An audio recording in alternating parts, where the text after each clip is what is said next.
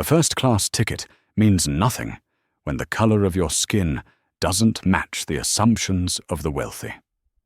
For Serafina, her dream trip to London turns into a nightmare at 30,000 feet. She's publicly accused of theft by a wealthy passenger, and, without a shred of evidence, the flight crew sides against her. They call security. She is shamed, humiliated, and dragged off the aircraft like a criminal. The entire cabin watches her go, but they have no idea who they just kicked off the plane. When her father arrives, the entire airline will be brought to its knees. The Ascendia Global Airways Sky Vault at JFK's Terminal 4 was less an airport lounge and more a cathedral to modern capitalism. It was a hushed world of brushed chrome, recessed amber lighting, and white marble. The air smelled faintly of expensive perfume and fresh espresso. This was the domain of the 1%. And then there was Serafina Washington. She was curled up in an Eames lounge chair in a quiet corner, her focus entirely on the sketchbook resting on her knees. She wore charcoal grey sweats, a vintage Art Institute of Chicago hoodie, and a pair of well-loved, paint-splattered Doc Martens.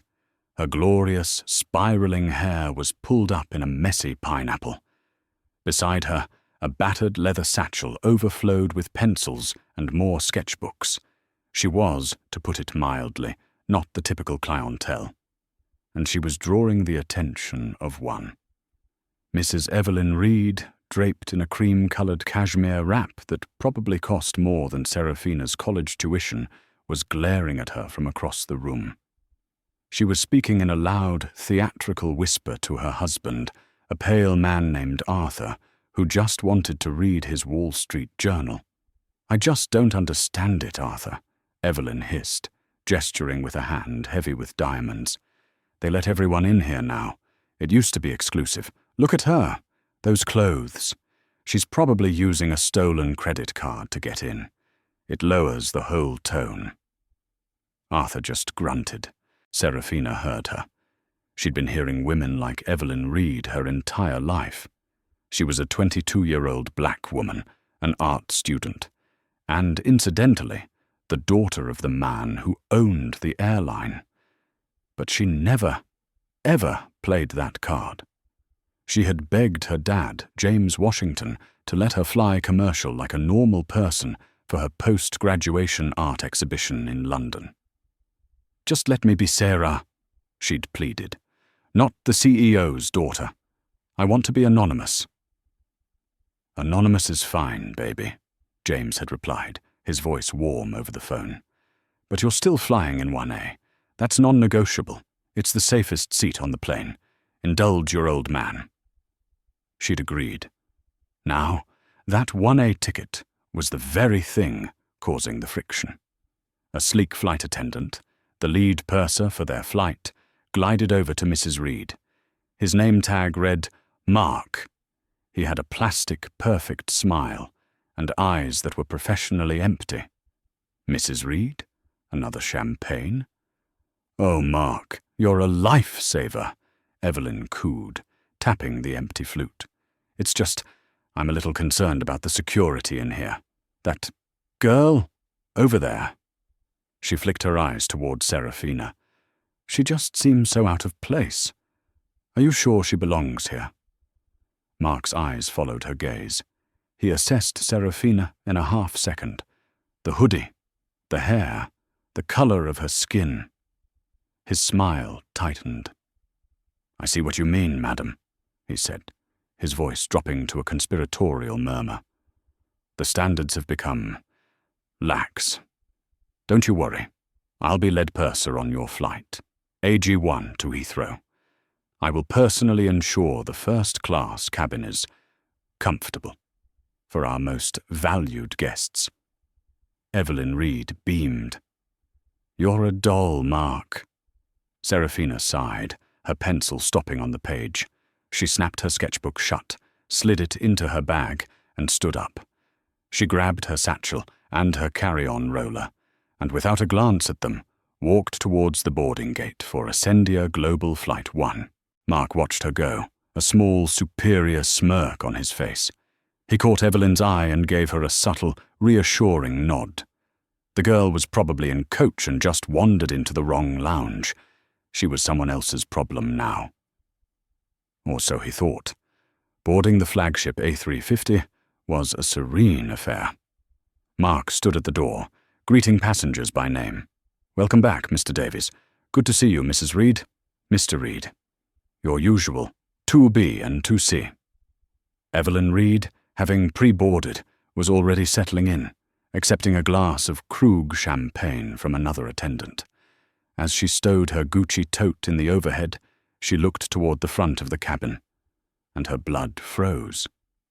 There, in seat 1A, the flagship throne seat of the entire aircraft, was the girl from the lounge. Serafina was already settled in, headphones on, sipping a humble ginger ale and sketching the view from the window. Evelyn's face contorted in disbelief. She marched down the aisle to Mark, who was helping another passenger. "Mark!" she hissed, yanking on his sleeve. "Mrs. Reed, is everything all right?" "Her," Evelyn pointed, not bothering to be discreet. The whole front cabin looked. "She's in 1A. That cannot be right. That's a $15,000 ticket. There has been a mistake." Mark's professional mask slipped. He looked at Serafina, who was oblivious to the commotion, lost in her music. He then looked at his passenger manifest. His eyes widened slightly. Washington, S, was indeed listed for 1A. He'd assumed S. Washington was Stephen or Susan, one of their usual corporate clients. Not this. "Ma'am, the manifest says she's ticketed for that seat," he said quietly, trying to move Evelyn back to her own. "I don't care what the manifest says. She probably used a stolen card. Or maybe... Oh, Mark. Maybe she's one of those influencers the airline gives freebies to. It's disgusting. She'll be filming herself and disturbing us all the entire flight." Serafina finally noticed the staring. She pulled off her headphones. "Is there a problem?" she asked, her voice calm and polite. Mark stepped forward, his smarmy smile back in place. "Miss," he began, his tone dripping with condescension. Mrs. Reed was just surprised. "It's a very popular seat." "I'm aware," Serafina said, not rising to the bait. "I'm just trying to settle in." "Mark," Evelyn said suddenly, her voice high and panicked. "My bracelet. My diamond tennis bracelet. It's gone." The cabin fell silent. "My bracelet," Evelyn repeated, louder, clutching her wrist. "It was right here. I had it on in the lounge. That girl. She brushed past me when she left the lounge. She was in a hurry. She must have taken it." The accusation hung in the pressurized air, toxic and heavy. Serafina's blood ran cold. "What? I didn't go anywhere near you." "You did!" Evelyn shrieked. "You walked right past my chair. You probably saw it. You knew I was in first class. You saw your opportunity." Mark immediately stepped between them, but his body language was all wrong. He wasn't defending Serafina. He was shielding Evelyn. "Ma'am, please," he said to Evelyn, then turned to Serafina. His eyes were no longer professional. They were cold, accusatory. "Miss, this is a very serious allegation," he said, his voice hard. "It's a false allegation," Serafina said, her heart hammering. She could feel every eye in the cabin on her. The man in 1B, the couple in 2D and 2E, all of them, staring, judging. "I didn't steal anything. I'm just trying to go to London." "She has it in her bag," Evelyn shouted, pointing a trembling, diamond-ringed finger. "That filthy bag! Look in her bag, Mark! I demand you search her bag!" This was it. The nightmare. The humiliation she had always dreaded, the one her father had warned her about, the one she thought her politeness and quiet dignity could prevent. "You're not searching my bag," Serafina said, her voice shaking but firm. "Not without a warrant or a reason." And she said so isn't a reason.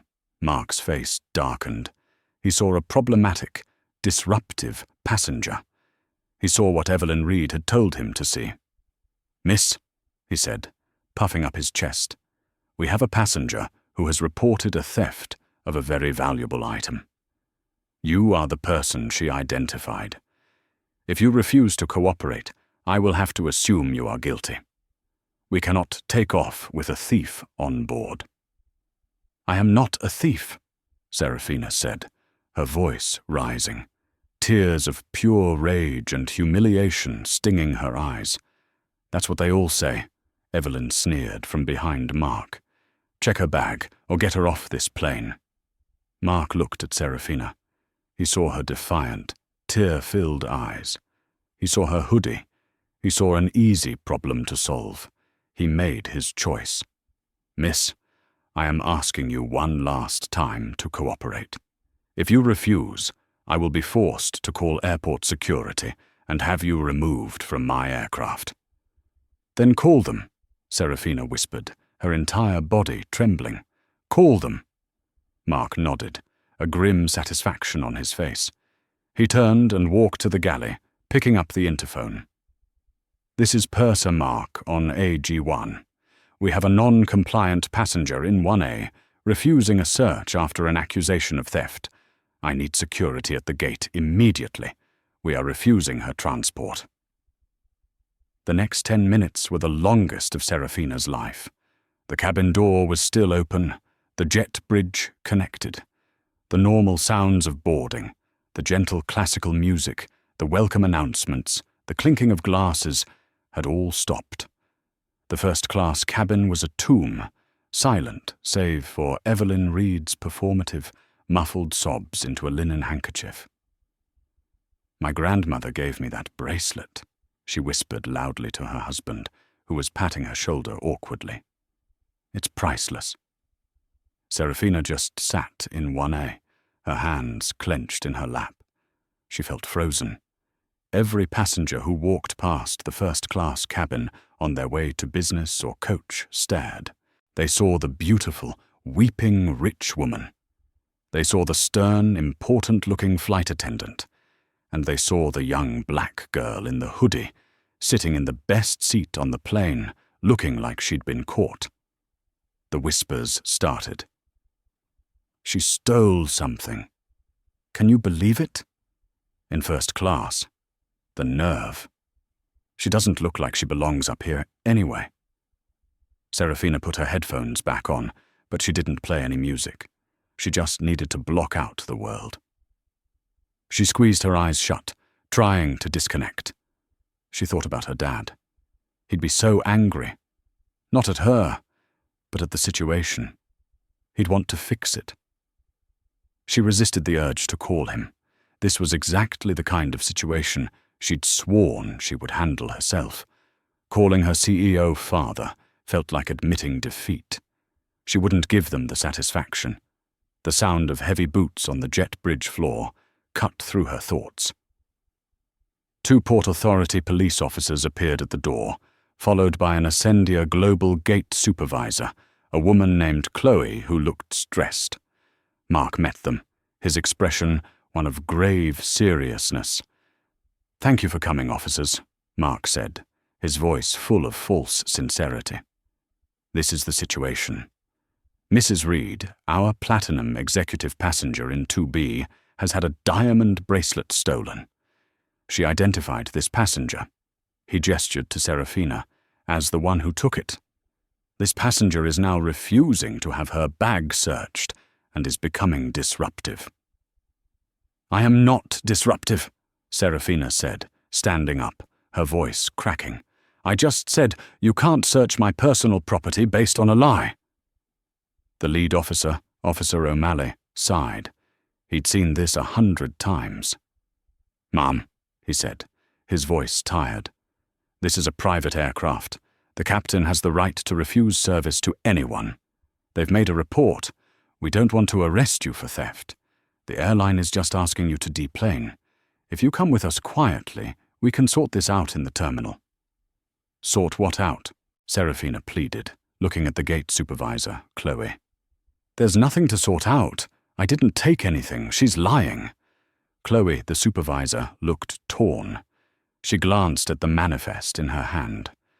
"Washington, S." She then looked at the furious, red-faced Mrs. Reed. "Miss Washington," Chloe said, trying to be gentle. "The flight is going to be delayed. The purser has made the decision. We need you to please, just come with us. We can put you on the next flight to London. We can talk about this inside." The next flight. They were treating her like a common criminal. "No," Serafina said, a new, cold resolve settling in. "I am a ticketed passenger in this seat. I have done nothing wrong. I am not moving." Mark stepped forward. "Officers, she is now refusing to deplane. She is delaying a 300-passenger international flight."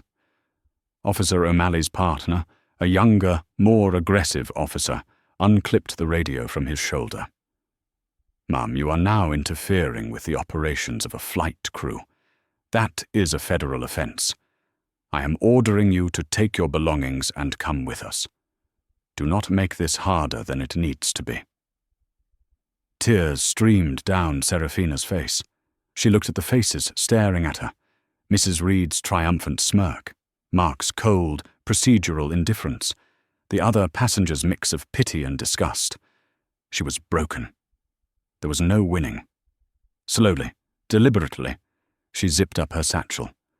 She pulled her roller bag from the closet. She didn't look at anyone. She just walked. "That's right, run away," Evelyn Reed muttered, just loud enough for her to hear.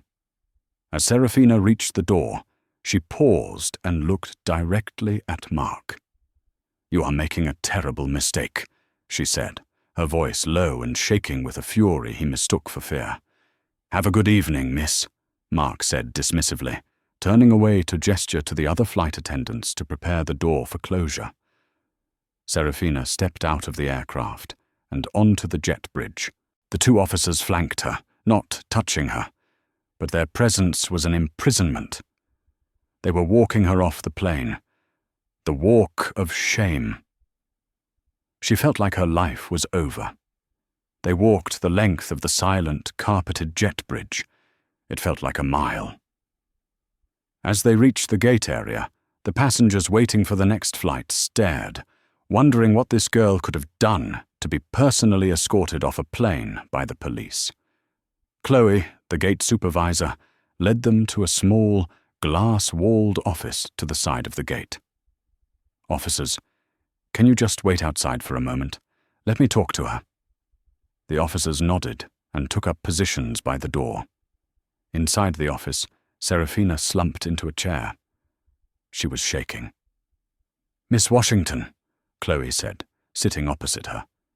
She was a kind-looking woman in her 40s, and she looked genuinely distressed. "Listen to me. I'm not sure what happened on there, but Mark is the lead purser, and the captain backed his call. My hands are tied. They will fly without you." "He's a liar," Serafina whispered. "And that woman, she's a racist. She hated me from the moment she saw me in the lounge."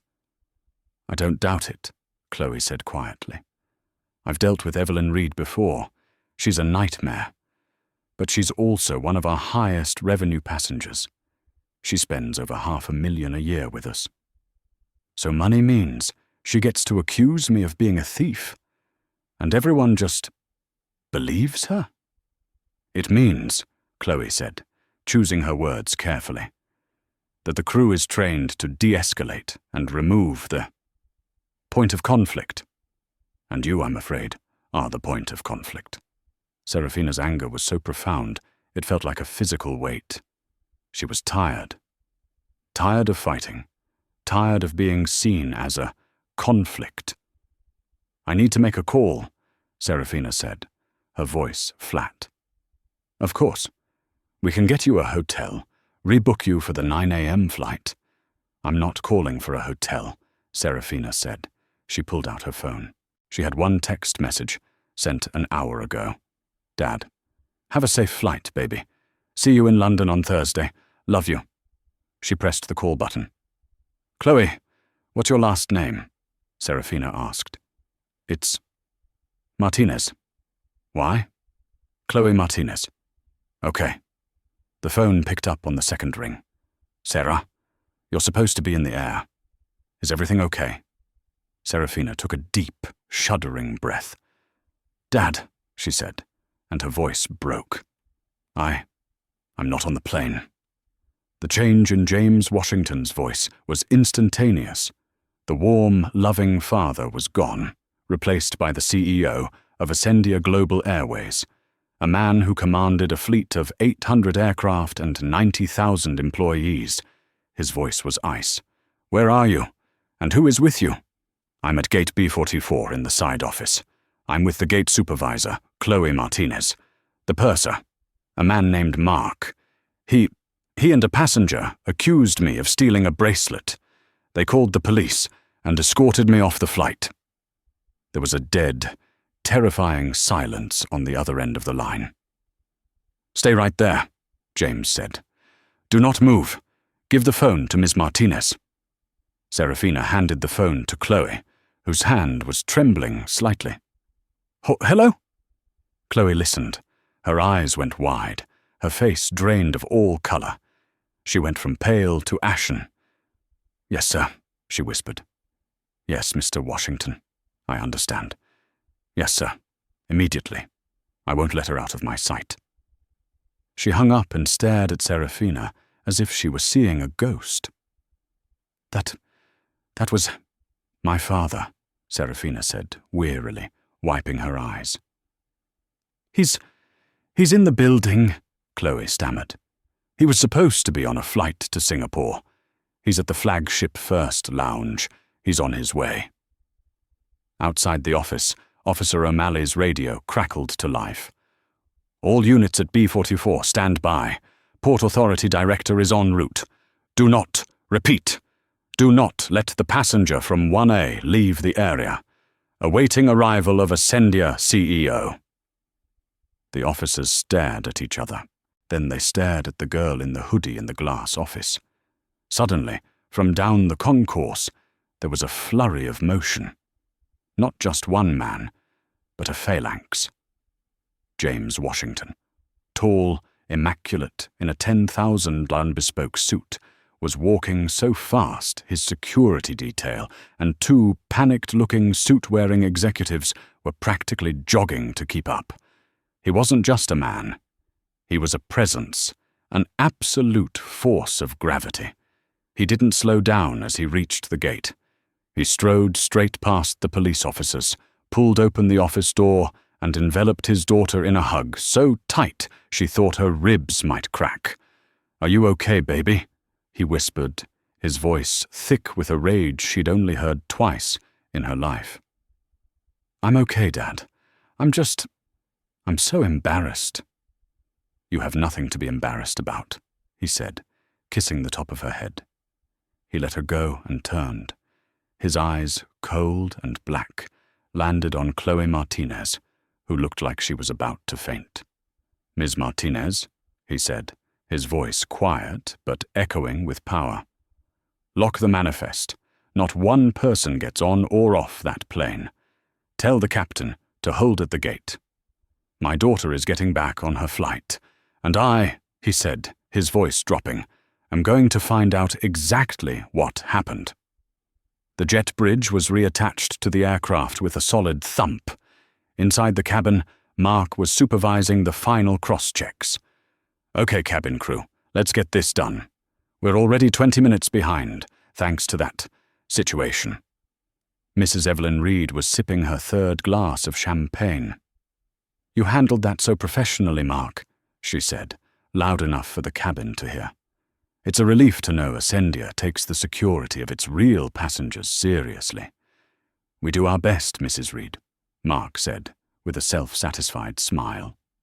Just then, the fasten seatbelt sign, which had just been illuminated, switched off. The captain's voice came over the PA, but it sounded strained. Ladies and gentlemen, this is Captain Miller. Apologies for the slight delay.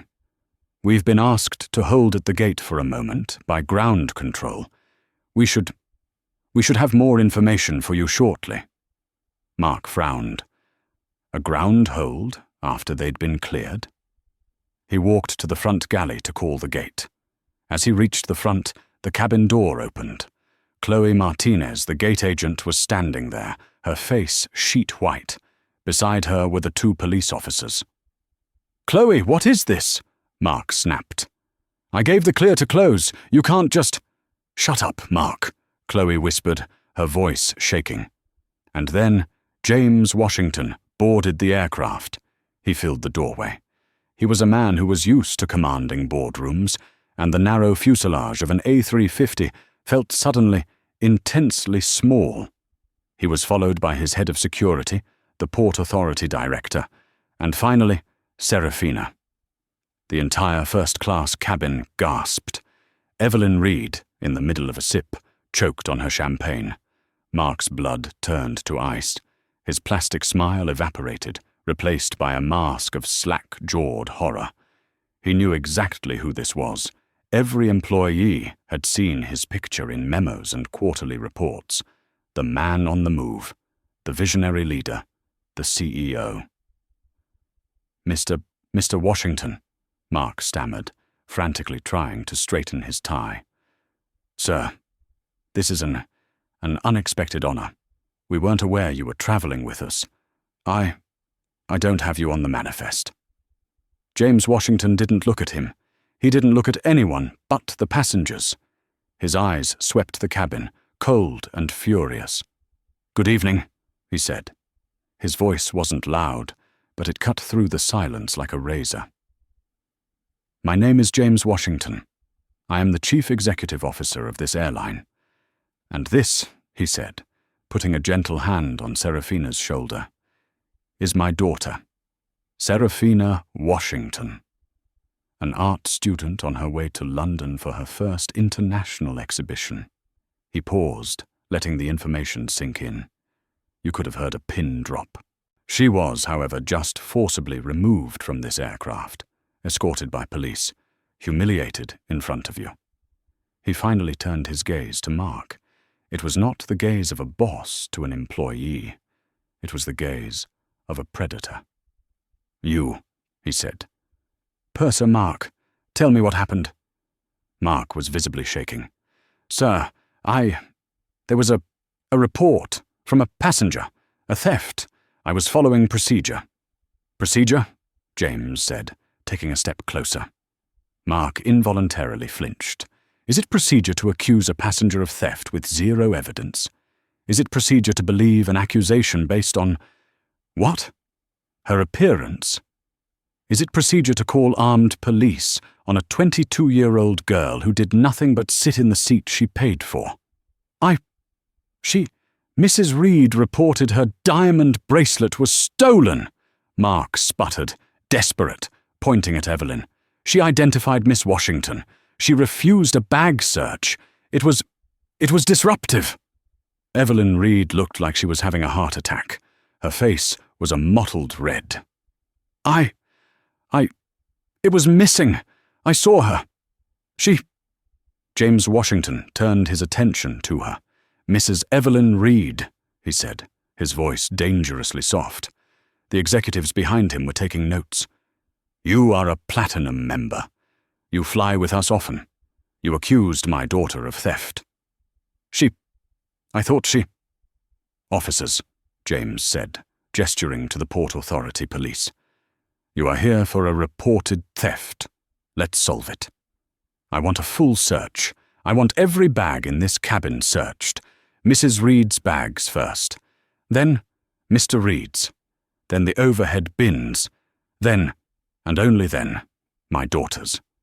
"You can't search my bags," Evelyn shrieked, clutching her Gucci tote. "Ma'am," Officer O'Malley said, his voice now steel. He finally understood what was happening. "You reported a crime. We are now investigating it. Hand over the bag." The search was meticulous and excruciating. The officers were thorough, joined by James's personal security, who were ex-federal agents. They were not playing. They started with Evelyn Reed's tote. She was forced to stand in the aisle as they emptied it onto her seat. A wallet, a bottle of Chanel No. 5, a silk eye mask, a copy of a trashy novel, a prescription bottle. Then they moved to her husband's briefcase. Arthur Reed looked mortified. "This is preposterous, James." "Mr. Washington, I'm sure it's just a misunderstanding." "I am sure it is not," James said, his arms crossed. They searched the overhead bin. They searched the seat-back pockets. Nothing. Mark, the purser, was watching this, and a small, hopeful look was creeping back into his eyes. If they didn't find it, then maybe he was justified. Maybe she did steal it and dump it. "There," Evelyn said, her voice high and shaky. "You see? It's not here. She must have it. Search her." James Washington looked at his daughter. "Sarah, your bag." With a deep breath, Serafina handed her battered leather satchel to Officer O'Malley. He unzipped it. He pulled out 2 sketchbooks, a tin of charcoal pencils, an iPad, a copy of The Bluest Eye, a half-eaten bag of pretzels, and at the bottom, a small, velvet-lined pencil case. "What's that?" Evelyn snapped, pointing. "Open it." The officer opened it. It contained 3 sharpened pencils, an eraser, and a silver charm from her keychain.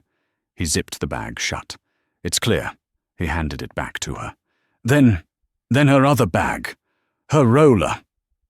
Evelyn was becoming unhinged. The officer took her carry-on and laid it flat. He unzipped it. It was full of neatly rolled hoodies, jeans, and a pair of sneakers. He unzipped every pocket. Nothing. The plane," Evelyn shrieked. "She must have hidden it. In the seat cushions, in the bathroom." "Ma'am, that's enough," the Port Authority director said, stepping forward. "There is no bracelet." But it's gone." Evelyn was crying real tears now, tears of panic. "It was worth over $100,000. I know I had it." "Perhaps," James Washington said, "you should check the bag you brought on the plane with your tote." Evelyn looked confused. "What? I only had my tote." "No," Serafina said, speaking for the first time. Her voice was quiet, but it carried. Everyone turned to her. "You had your tote," she said, "and you had a shopping bag, from the duty-free, a blue La Mer bag. You were complaining to your husband that they didn't have your preferred serum." Evelyn's eyes widened. Yes. She looked at her seat. 2B. Stuffed beside the cushion, shoved down in her haste to accuse Serafina, was a small blue bag. Mark, seeing his last hope, dove for it. Is this it?" He pulled it out. He didn't even look inside. He just opened it. And at the bottom, gleaming under the cabin lights, nestled against a box of expensive face cream, was a diamond tennis bracelet. The silence that followed was so complete, it was deafening. Evelyn Reed saw it. She put her hand to her mouth, a small O escaping her lips. She hadn't been robbed. She hadn't been the victim. She had been careless. She had dropped her own bracelet into her own shopping bag, and, in her prejudiced haste, decided it was easier to blame the black girl in the hoodie than to check her own belongings. Mark stood frozen, holding the bag, the evidence of his own catastrophic failure. James Washington did not raise his voice. He didn't have to. "Mark," he said. The purser, shaking, looked up. "You are the lead purser on my flagship international flight. Your job is to ensure the safety and comfort of all passengers. You failed on both counts. You profiled a passenger. You allowed another passenger to bully her. And then you escalated a situation born of prejudice into a security incident. You brought armed police onto my plane to remove an innocent woman. Sir, I was following Mrs. Reed's report. I thought—" You didn't think, James thundered, his voice finally rising, echoing through the cabin. That's the problem. You reacted. You saw what you wanted to see. You saw a woman of color in a seat you didn't think she deserved, and you jumped at the chance to put her in her place. You are a disgrace to this uniform. James turned to his executive.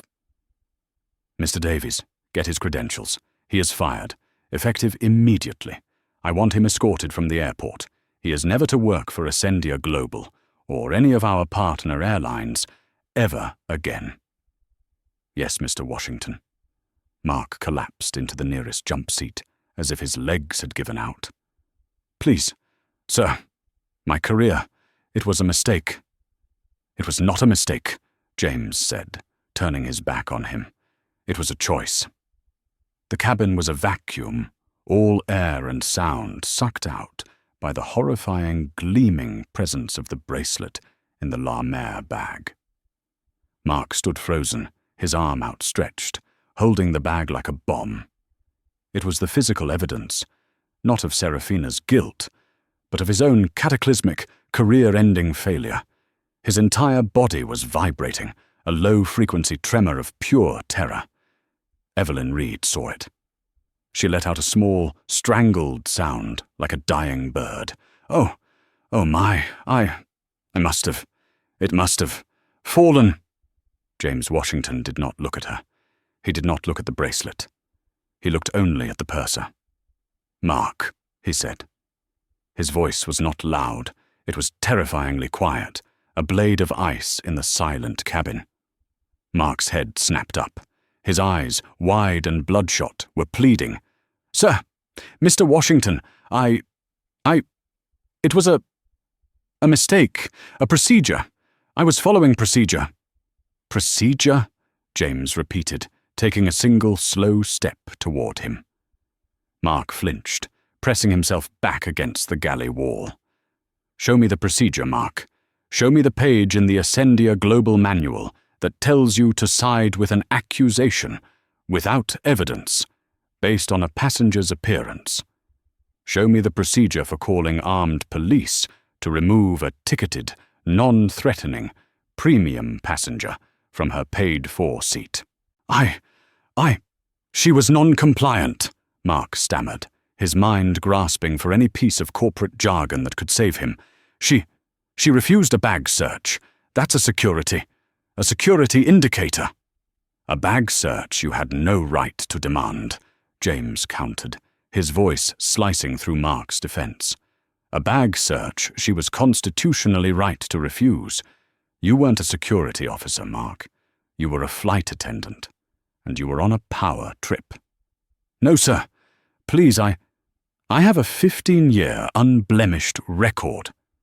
I was thinking of the other passengers. Mrs. Reed, she's platinum. She was distressed. And my daughter? James said, his voice dropping even lower. Was she not distressed?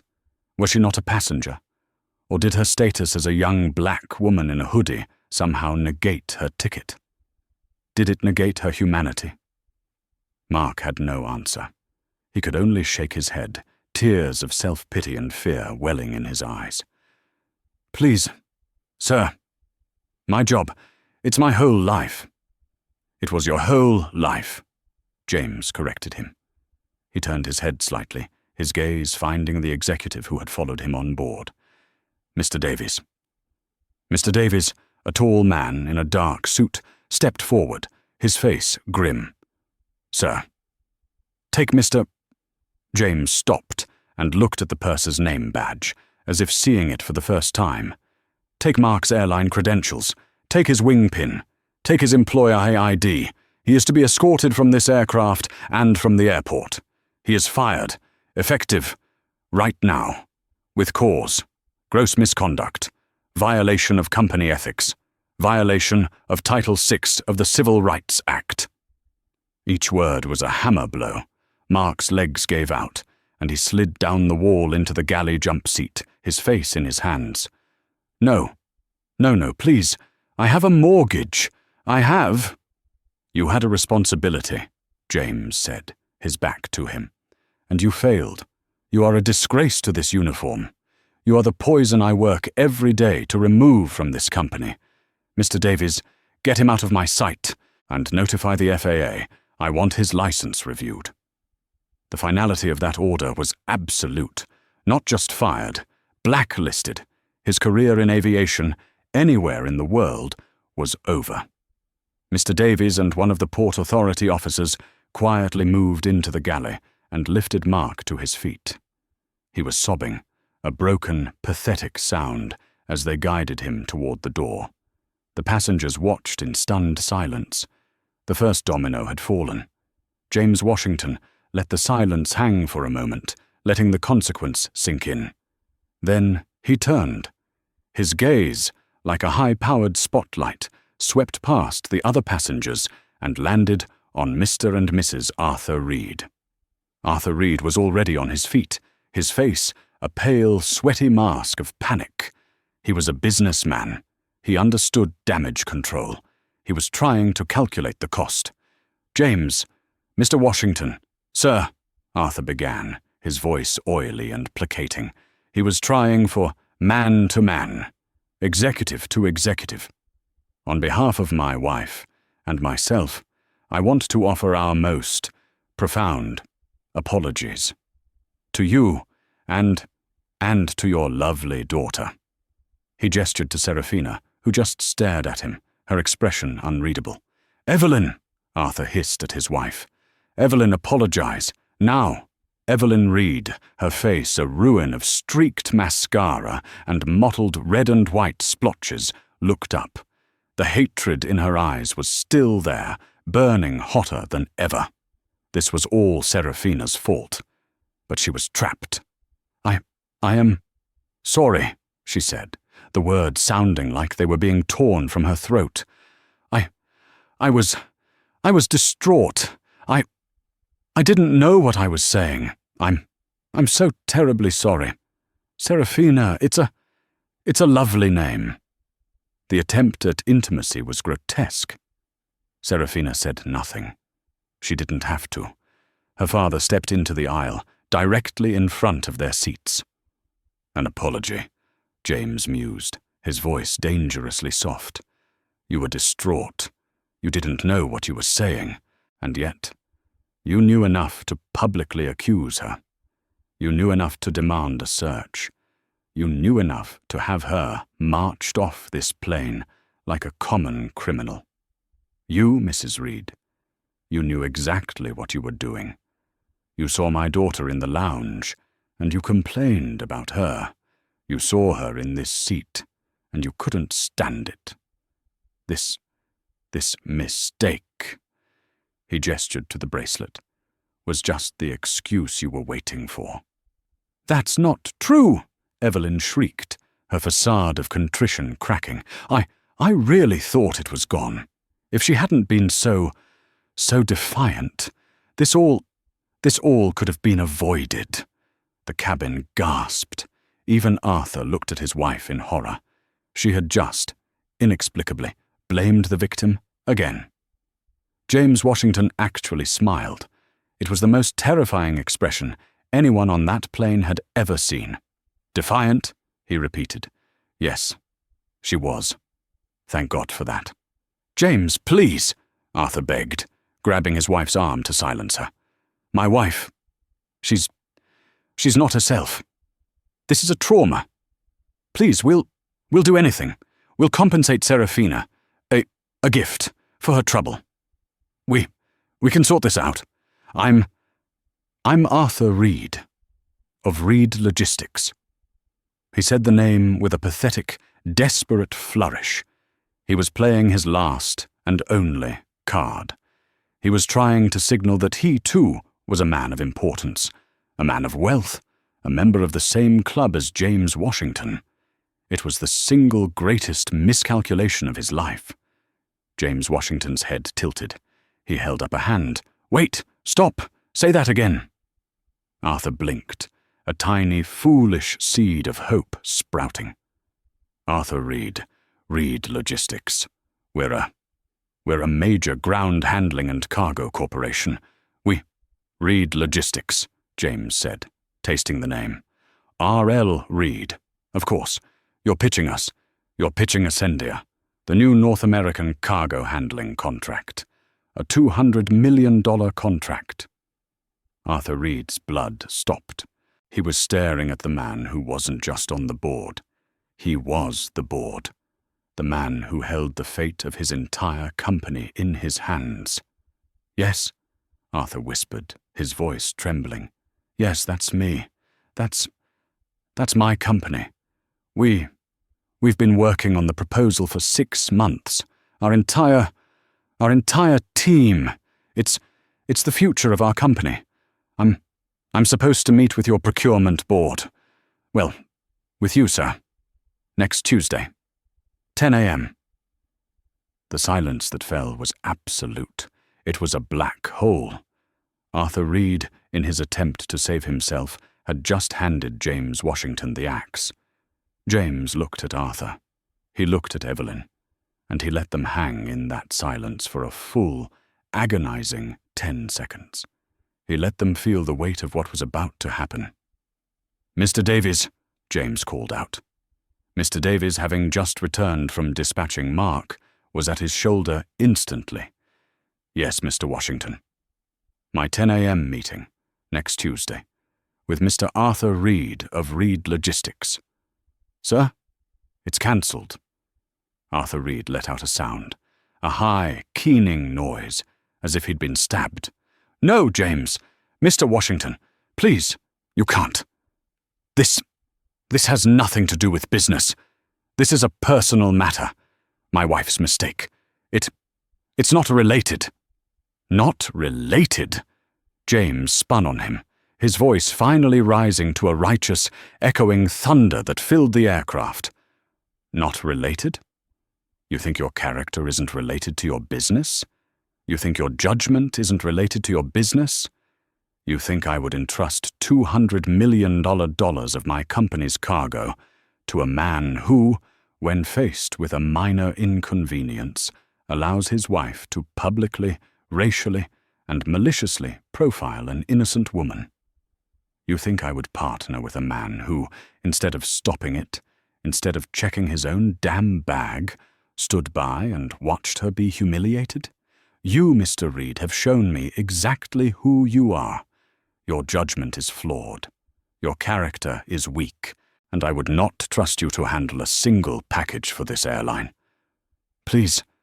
Arthur was openly weeping now, his face collapsing. "It's my father's company.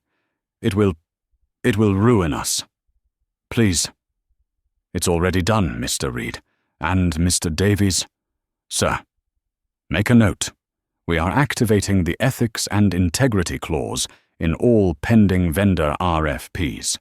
Reed Logistics is to be permanently disqualified from this and all future contracts with Ascendia Global and all our subsidiaries. Inform our partners at SkyTeam. I want a full review of his existing contracts at every airport we service. I want to know who we've been in business with." This was it. The hard karma. It wasn't just a cancelled meeting. It was corporate annihilation.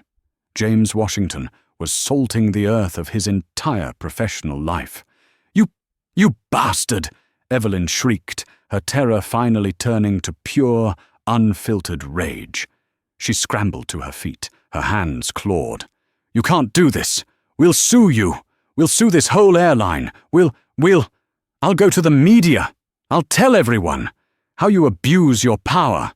How you bully your customers!" James Washington looked at her, his expression one of almost pity. "You want to go to the media, Mrs. Reed? I invite you to. Please do.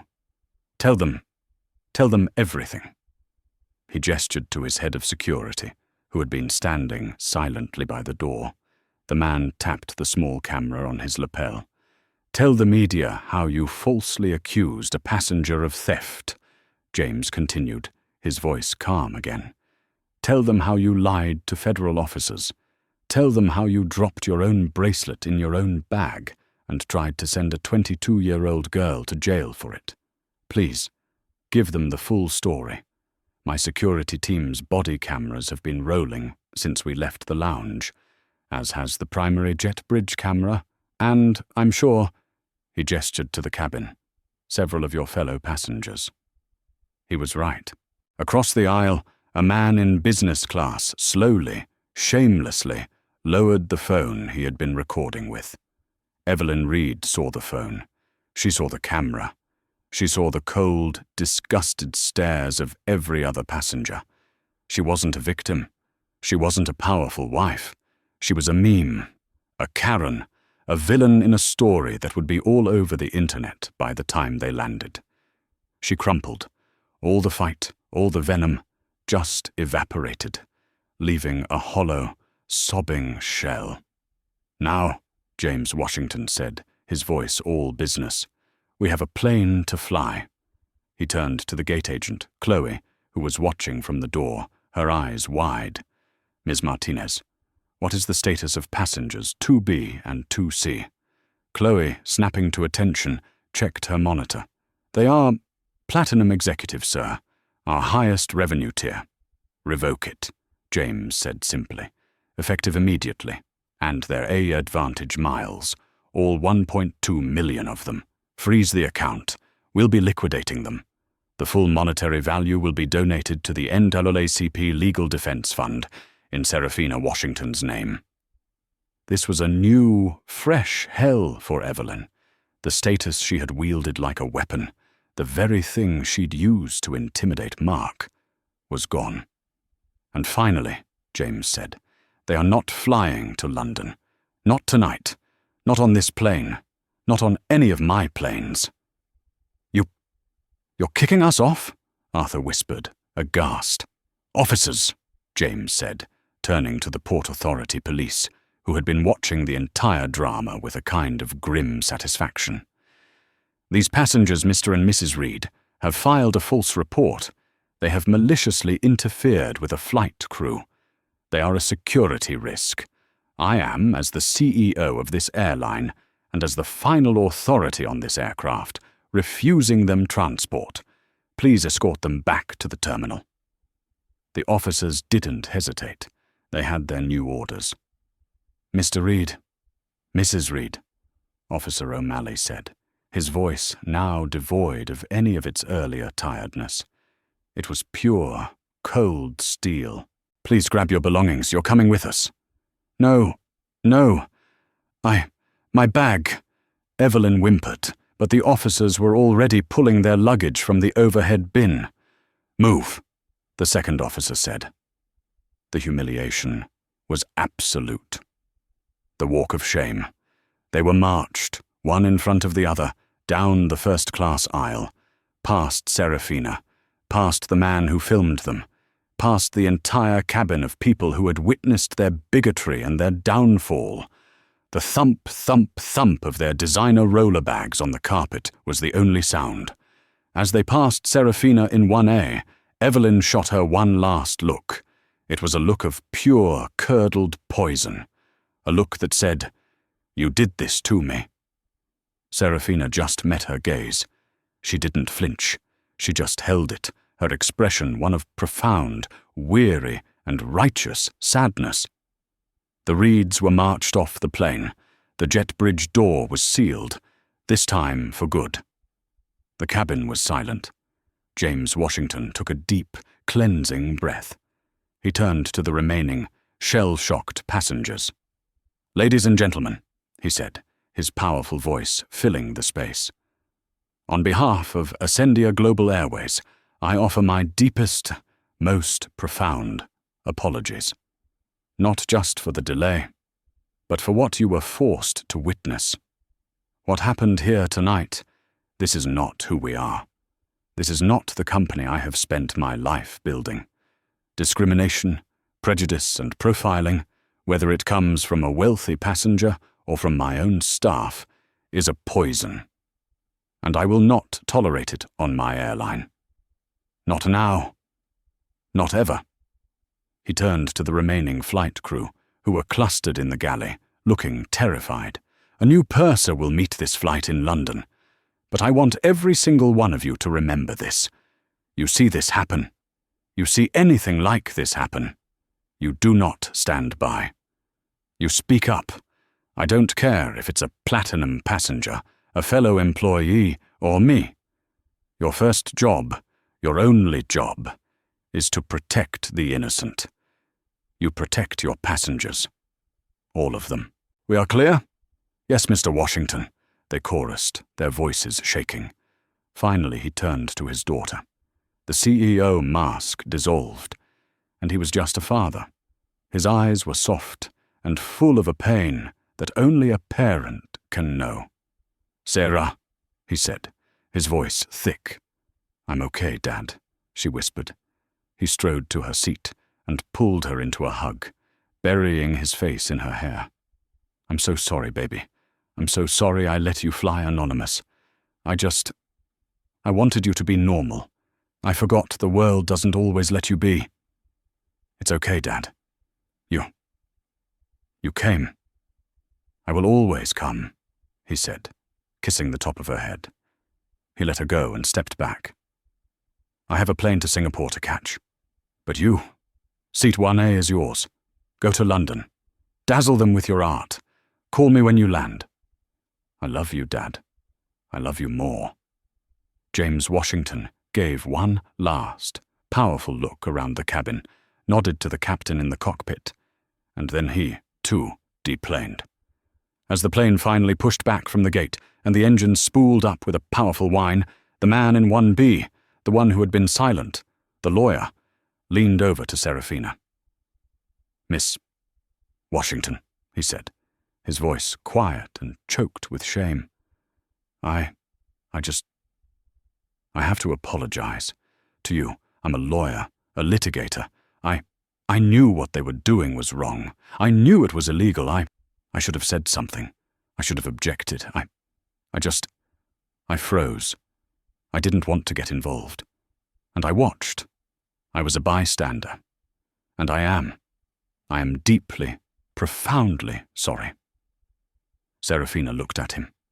She was quiet for a long moment, the engine noise filling the silence. Then she gave him a small, sad, but forgiving, smile. She reached into her battered satchel and pulled out her sketchbook.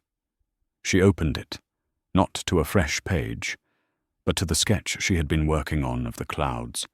She picked up her charcoal pencil. "It's easy to see the ugly in the world," she said quietly, her eyes on her paper. "It's harder to step into the picture and try to fix it. I'm just glad my dad was willing to tear up the canvas and start over." She touched the pencil to the page, and as the A350 thundered down the runway and lifted, weightless, into the night sky, she began to draw. She was free. What you just witnessed was more than a mistake. It was a choice rooted in prejudice.